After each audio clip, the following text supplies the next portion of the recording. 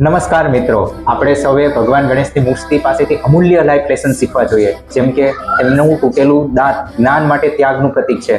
મહાભારત લખવા માટે પોતાના દાંત તોડીને ગણેશજી શીખવે છે કે સાચા જ્ઞાન માટે કોઈ પણ કિંમત ચૂકવવી પડે તો પણ તૈયાર રહેવું જોઈએ.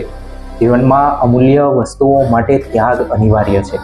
તેમના મોટા કાન અને નાના હોઠ સાથે વિચારપૂર્વક બોલવાના અને ધ્યાનપૂર્વક સાંભળવાના મૂલ્ય પર ભાર મૂકે છે. ગણેશજીની સૂંઢ લવચિકતા, ફ્લેક્સિબિલિટીનું પ્રતીક છે, કારણ કે તે ભારે અને નાજુક બંને પ્રકારની પ્રવૃત્તિઓ કરી શકે છે. જીવનમાં વિવિધ પરિસ્થિતિઓમાં વ્યક્તિ કેવો અભિગમ ધરાવે છે, અપનાવે છે, તે અનુકૂલનની ક્ષમતા આ સૂંઢ પાસેથી શીખવા જેવું છે. તેમનું મોટું પેટ બ્રહ્માંડનું પ્રતીક છે, જે બધું સ્વીકારે છે. સારું અને ખરાબ, જીવનમાં સારા અને ખરાબ સમય આવશે અને આપણે બંનેને સ્વીકારીને આગળ વધવાની જરૂર છે.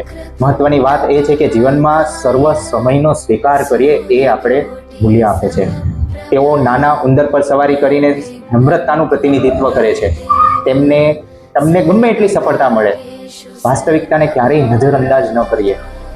તેમને ભાવતી પ્રિય મીઠાઈ મોદક જ્ઞાનની મીઠાશ અને આધ્યાત્મિકતાના સાધનના ફળને દર્શાવતું પ્રતીક છે. આવા જ જ્ઞાન યજ્ઞ ભર્યા અભિગમ સાથે, પૃથ્વી અને પર્યાવરણ બચાવવાના અભિગમ સાથે ગણેશ સ્થાપનાને ઉજવીએ. ગણપતિ બાપા મોર્ય.